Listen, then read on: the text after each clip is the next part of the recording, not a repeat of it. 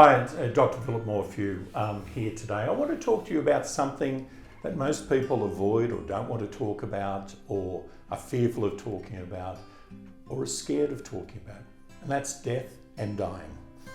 Death and dying is part of our cycle as a human being. We're born, we live, we die. And hopefully in that period where we're living, we get to experience love and experience life and learn plenty of lessons and learn to become a good human being and learn to be kind, learn to be understanding, and learn to be a good person. But as we get closer to death, then we might have sudden death. In my life, I've had a number of friends who experienced sudden death. A number of my friends, unfortunately, took their own lives, which is challenging for all of us that are left behind. My own dad was killed and he was hit by a car. I saw him one night and the next morning he was dead. No blink of an eye, bang, gone. And I got to watch two of my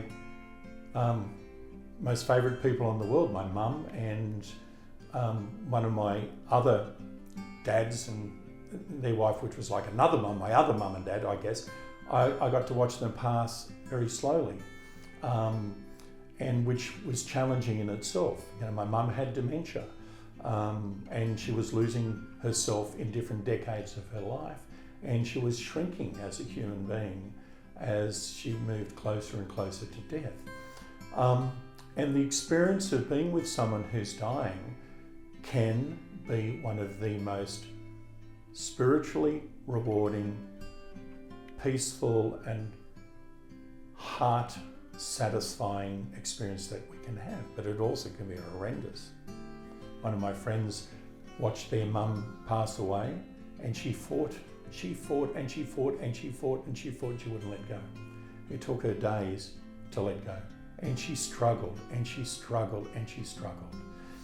Where my mum just sort of drifted and went to basically sleep as I'm, holding her hand and telling her how much I care about her and love her. So the difference is that there's a faith, and I think the key with us to get away from the fear of death and dying is having a faith. And I don't mean like having a religious faith, because my friend's mum, she was very, very man-made religious. In other words, she went through the rote of being a good Christian religious person, but something inside that didn't sit, because my thinking is if you had a great faith in God or Jesus Christ or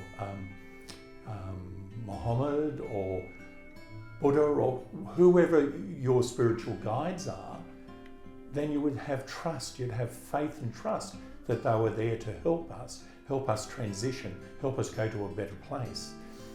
My mum just knew she was tired and she wanted to go, in her words, wanted to go home.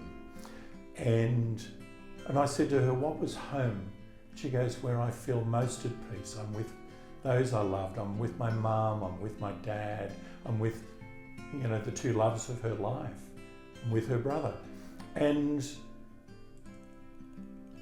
as hard as it was as a son who loved their mum, to let go of the strings that were holding her to this life was to help her be in that space. Oh, Mum, it's great. It's going to be great to be back with all of those that you love. My friends who struggled, her faith, real faith, was probably very challenged. She was fearful of whether she was going to end up in her heaven or her hell. Then the people and friends that have taken their own lives, and that leaves us confused, because we all go, why? Why did they do it? They had everything. But something inside of themselves was not fully there or not fully satisfied. They thought maybe there's a better place for them outside of this world, that their struggle, their pain, their discomfort would disappear if they stepped over into the alternate universe or the ethereal plane. But it leaves the rest of us here struggling in many cases. And, we hear people say, oh, they're in a better place or this. We don't know that. I mean, any of us, like, I have friends who are mediums and I channel and I see it, and to me there is a better place. people end up in the time of their life however they were. My mum, for example, as she took her last couple of breaths, I watched her, and out of the corner of my eye I saw her heading off in a tennis outfit when she would have been about 27, and she was just shy of her 93rd birthday. She had a tennis racket over her shoulder, and she looked back and smiled. And that, wow, Mum's going off to be in a space that she's greatly, and I was so blessed to see that. And lo and behold, I found a photo of exactly that scene that I'd never ever seen before. So they give us little guides for those people who are wondering. They give us little signs. Some people get butterflies. Some people see a bird. My dad manifests as a sulphur-crested cockatoo, and I'll see generally just one on its own. Really interesting. The last present my dad did, he was a woodworker, and he made a life-size sulphur-crested cockatoo as a gift for me, and then a number of weeks later he was sadly killed. So what is it about death and dying? My experience, my philosophy is that the process is probably the hardest, because we slowly, as a human, we slowly slip out of our body. A friend of mine last year, who passed away from a horrible cancer, and I could see him slowly slipping out of his body. But as he's slipped out, his body began to shrink and become smaller. And anyone who's seen someone who's passed realizes that it's just a corpse. It's not the person. But the process is challenging. The process of us as human beings letting go is challenging. Is there an easy way? No. We have to work on our own individual philosophy, our own individual faith, or our own individual belief. But my guidance and counsel would be grateful for those around you that are here today. Be grateful for those that brought you into the world.